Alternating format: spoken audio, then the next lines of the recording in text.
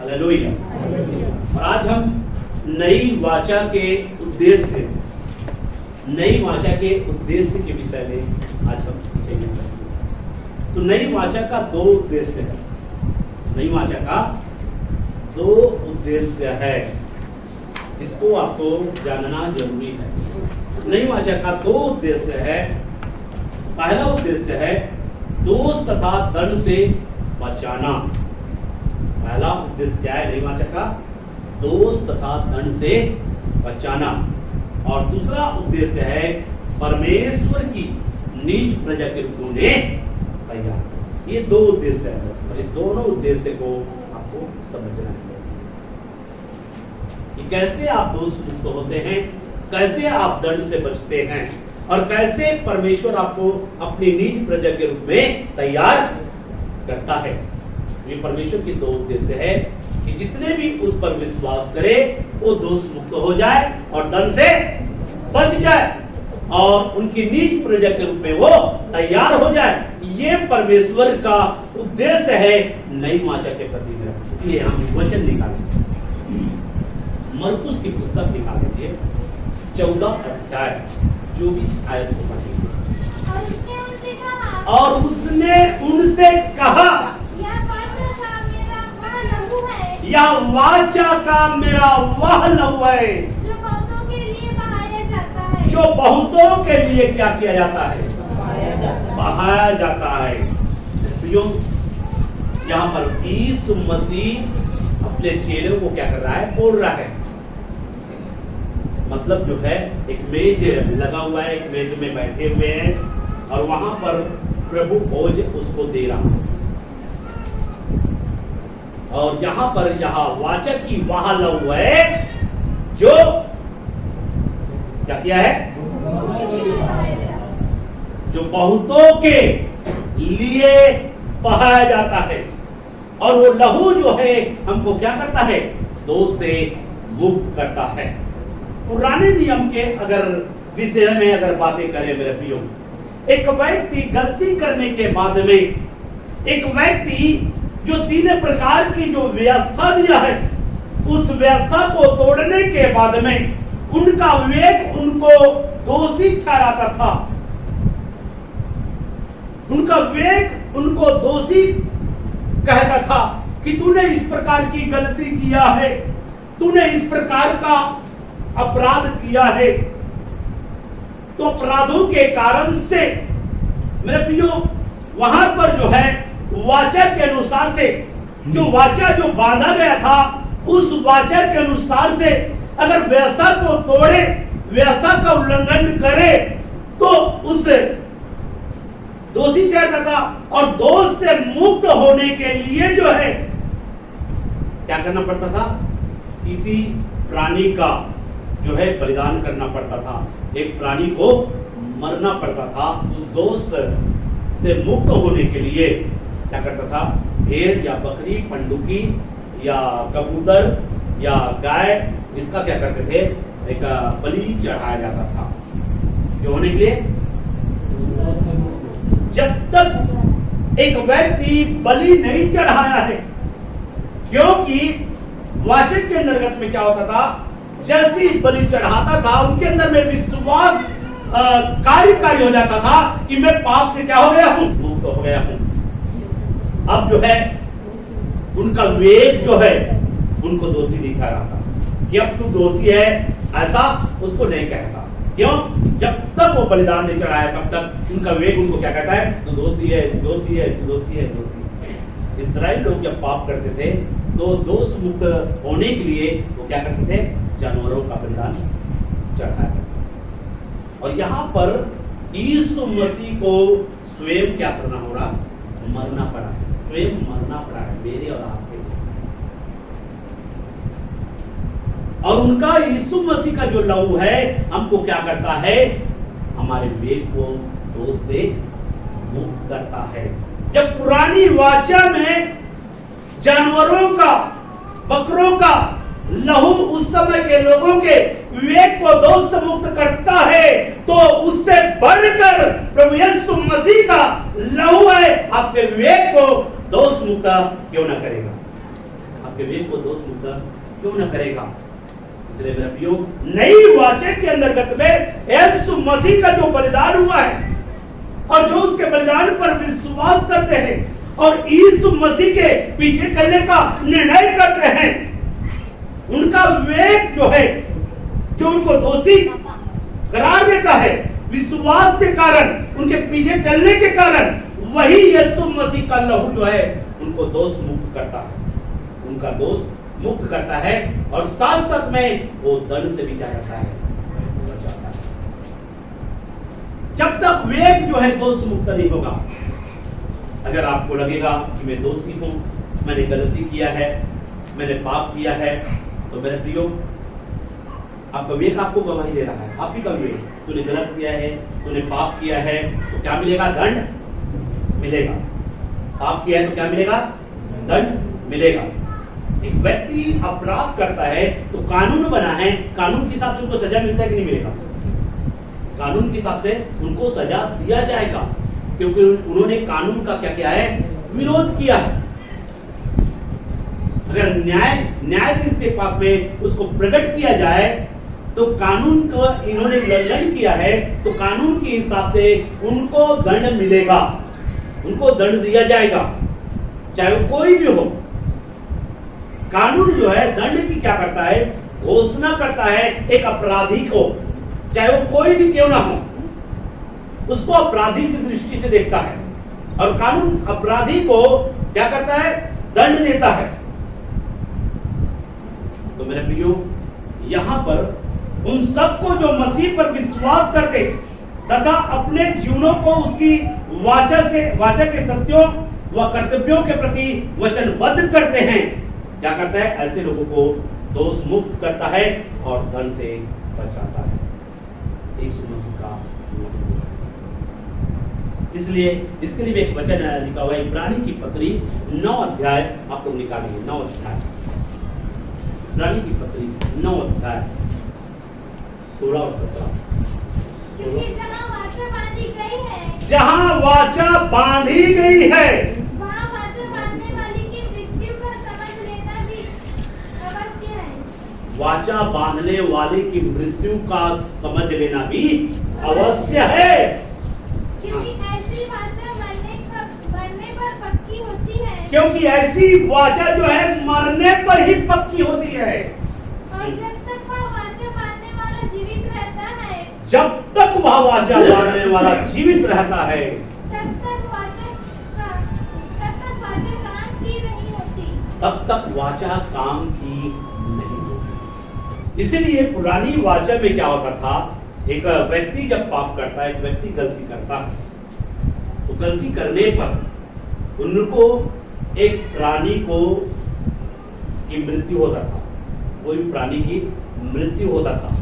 मृत्यु के द्वारा ही वो क्या होता था? दोष से मुक्त होता था और अनुग्रह को पाता था। और उसी प्रकार से यीशु मसीह के बलिदान के द्वारा परमेश्वर ने भी वाचा बांधा है, जो उस पर विश्वास करेगा, जो उनके पीछे चलेगा, वह दोष मुक्त होगा और परमेश्वर की दंड से बचेगा।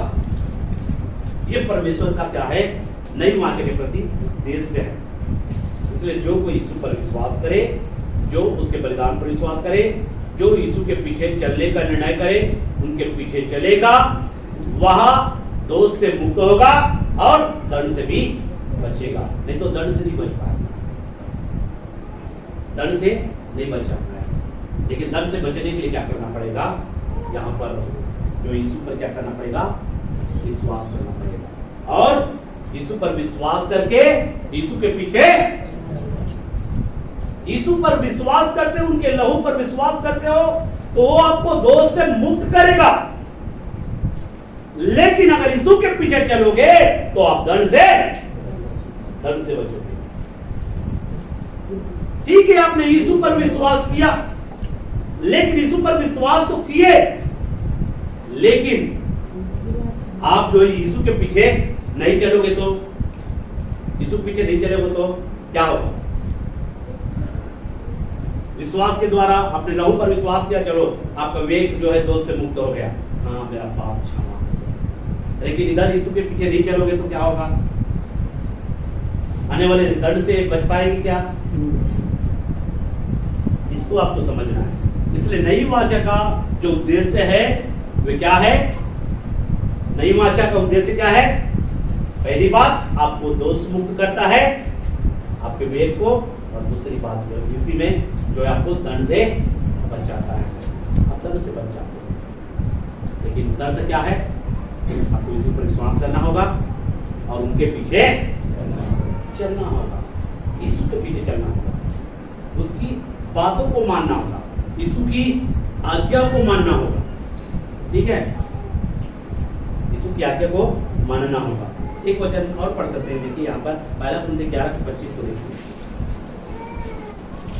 इसी रीति से उसने ब्यारी के पीछे कटोरा भी लिया। इसी रीति से उसने ब्यारी के पीछे भी क्या लिया?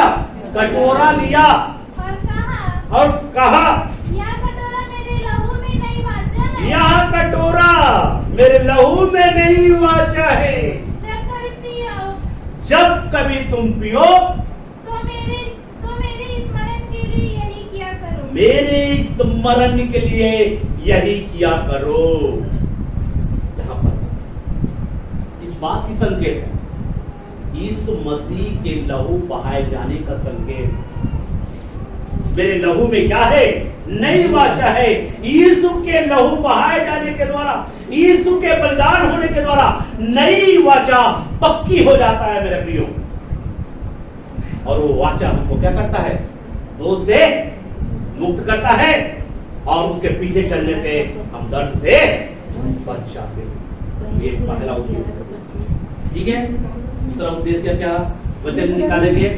दूसरा उद्देश्य में आप लोग लिख सकते हैं, परमेश्वर की नीच प्रजा के रूप में उन्हें तैयार करना। ठीक है, तो इब्रानी की पुस्तक 8:10 कि प्रभु कहता है कि जो वाचा मैं उन दोनों के बाद इस्राएल के घराने के साथ बांधूंगा। जो वाचा मैं उन दिनों के बाद इस्राएल के घराने के साथ बांधूंगा, वह यह है कि मैं अपनी व्यवस्था को उनके मनों में डालूंगा। उनके मनों में डालूंगा और उसे उनके हृदय पर लिखूंगा। और मैं उनका परमेश्वर ठहरूंगा। और वे मेरे लोग ठहरेंगे। है, मैं उनका परमेश्वर ठहरूंगा और वे मेरे लोग ठहरेंगे। इसका कहने का मतलब है मेरे प्रियो, नई जो वाचा का जो उद्देश्य है वो आपको अपनी निज प्रजा के रूप में तैयार करेगा, अपने लोगों के रूप में तैयार करेगा। और आप अपने उनके लोग के रूप में तभी तैयार होंगे जब आप नई वाचा की जो व्यवस्था है उनको अपने जीवन में स्थान देकर चलेंगे। परमेश्वर ने कहा है कि नई वाचा की जो व्यवस्था है उनके मनों और हृदयों पर लिखूंगा, और प्रेरितों के मनों हृदयों पर जो छोड़ा उसको हम तक लिख कर क्या किया है? लिख कर दिया है। इसलिए प्रेरितों के द्वारा दिया गया आज्ञा, प्रेरितों के द्वारा दिया गया शिक्षा ही नई व्यवस्था है मेरे प्रियो, और उसको लेकर हमको चलने की जरूरत है। अगर हम उसको लेकर नहीं चलेंगे तो हम उसके नीच प्रजा नहीं ठहरेंगे। नीच प्रजा के रूप में तैयार होना है, परमेश्वर के लोगों के रूप में तैयार होना है, तो प्रेरितों के द्वारा, यीशु के द्वारा जो भी शिक्षा दिया गया है उस शिक्षा का पालन करेंगे, तब उसके नीच प्रजा और नीच लोग ठहरेंगे। है कि नहीं? अगर इसकी बातों को नहीं मानेंगे तो क्या हम उसके लोग ठहरेंगे? क्या कैसे ठहरेंगे? वैसे में तो मत्ती के पुस्तक 7:21-22-23 को कहा गया है तो फिर वो लोग भी उनके लोग ठहर जाएंगे। जो उसकी बातों को मानेगा वही उनके लोग ठहरेंगे, वही उनकी निज प्रजा ठहरेंगे। इसलिए इस बातों को आपको ध्यान रखना। इसलिए परमेश्वर क्या करेगा? अपने लोगों को, मतलब परमेश्वर का नई वाचा का उद्देश्य क्या है? परमेश्वर नीच प्रजा के रूप में क्या करेगा? उनको तैयार करेगा, अपने लोगों नीच प्रजा के रूप में तैयार करेगा। आपको और मुझे अपनी नीच प्रजा के रूप में तैयार करेगा। इसका मतलब है अपनी नई व्यवस्था को, अपनी शिक्षा को आप तक पहुंचाएगा।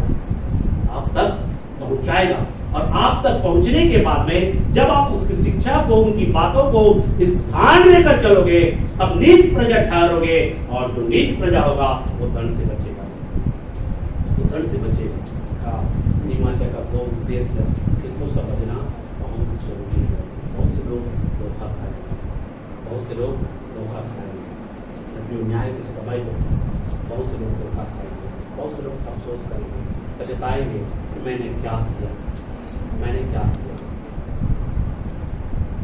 क्योंकि जो हमको दिया है नई वाचा, नए नियम में जो नई वाचा है, उसमें जो बातें दिया है उसको हमने जानने का, उनको हमने सीखने का, उनको हमने अपने जीवन में धारण करने के लिए हमने जो है क्या नहीं दिया, समय नहीं दिया। इसको जानने का हफ्ता में एक दिन बताऊंगा कितना मालूम होगा, लेकिन आपको प्रतिदिन आपको पढ़ना होगा ना, प्रतिदिन आपको इसको लेकर चलना होगा ना। मैं सप्ताह में एक दिन बताऊंगा तो कितना बता पाऊंगा, लेकिन आपको बहुत सारी बातें नहीं बता पाऊंगा, क्योंकि कई लोग जो है आ जाएंगे, आने वाला सप्ताह में नहीं आएंगे, लेकिन आपको इसको पढ़ना जरूरी है।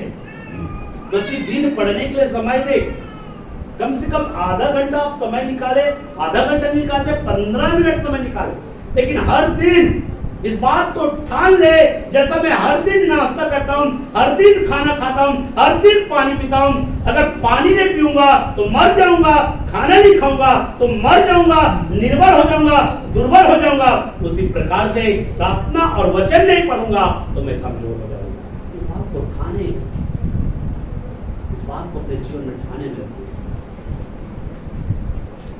अगर मैं प्रार्थना नहीं करूंगा, अगर मैं वचन नहीं पढ़ूंगा तो मैं कमजोर हो जाऊंगा, निर्बल हो जाऊंगा। इसलिए जैसे खाना मेरे शरीर के लिए आवश्यक है, तो हम शरीर का कितना ध्यान देते हैं, क्योंकि अगर हम खाना को नहीं खाएंगे हमारा शरीर क्या हो जाएगा, क्या हो जाएगा, निर्बल हो जाएगा। पानी नहीं पिएंगे तो शरीर निर्बल हो जाएगा।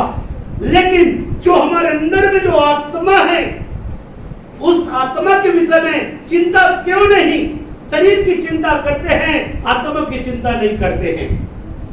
शरीर अगर कुछ हो जाए तो जल्दी से कहां जाएंगे,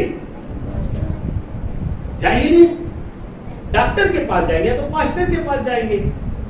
मतलब डॉक्टर को फोन लगाएंगे, पास्टर को फोन लगाएंगे कि हमारे शरीर के लिए क्या करो, प्रार्थना करो कि हमारा शरीर क्या हो जाए, ठीक हो जाए। सही बोल रहा हूं कि गलत बोल रहा हूं? तो किसकी चिंता कर रहे हैं, शरीर। शरीर की कितना हम चिंता करते हैं मेरे प्रियो। सभी लोग नाश्ता करके आए कि नहीं आए, सभी लोग बाइबल पढ़ के आए हैं, सभी लोग नाश्ता करके तो आए हैं पक्का, कई लोग नहीं आए होंगे, लेकिन प्राय यहाँ पे सभी लोग नाश्ता तो करके आए होंगे।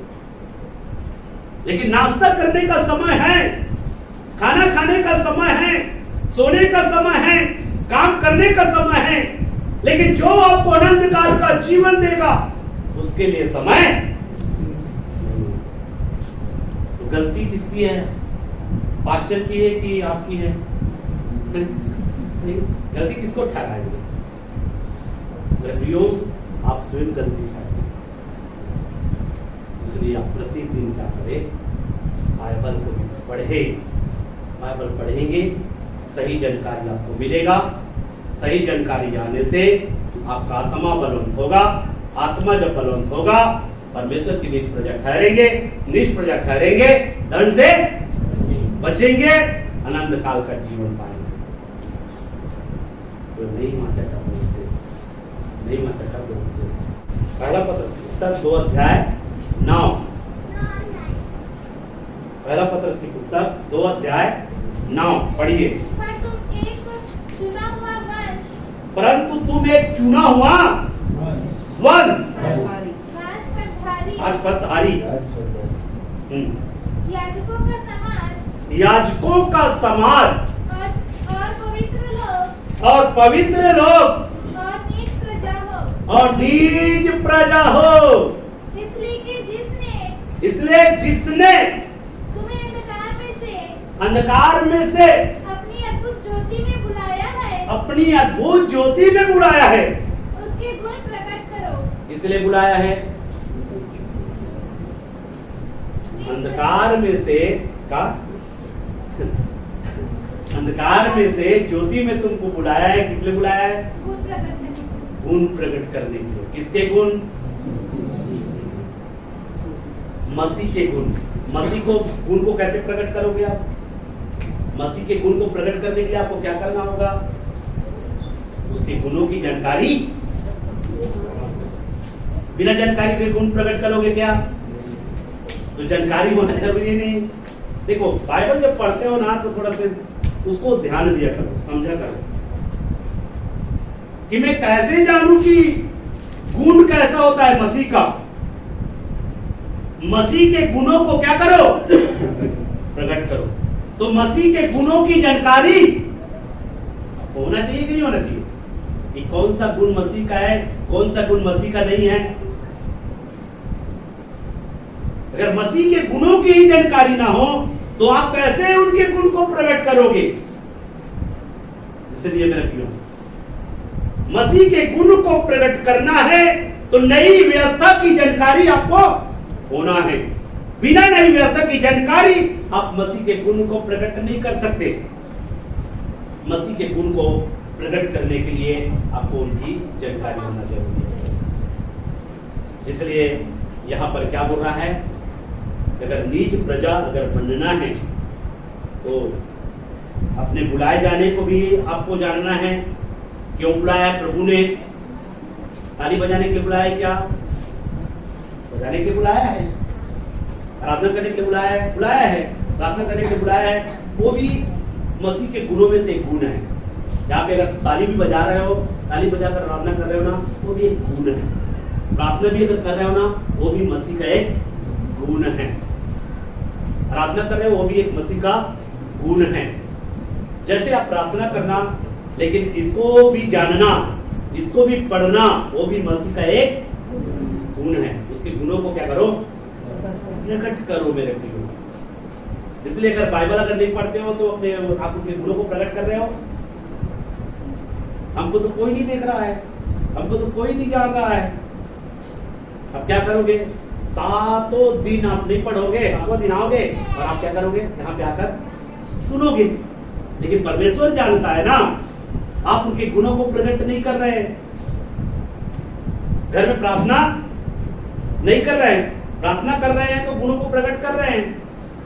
बाइबल पढ़ रहे हैं तो गुणों को प्रकट कर रहे हैं। क्या यीशु मसीह जब इस दुनिया में था, क्या उन्होंने वचन को नहीं पढ़ा? मेरे प्रियो, रीति के अनुसार से वचन को पढ़ते थे, उनको सिखाया गया है। तो नई वाचा का 2 उद्देश्य से आप लोग लिख लीजिए, बस वही। एक दोस्त तथा दंड से क्या करता है? बचाना है, और दूसरा जो है परमेश्वर की रीति के रूप में। ये 2 उद्देश्य, ठीक है। इन वचनों के द्वारा महान परमेश्वर आप सभी को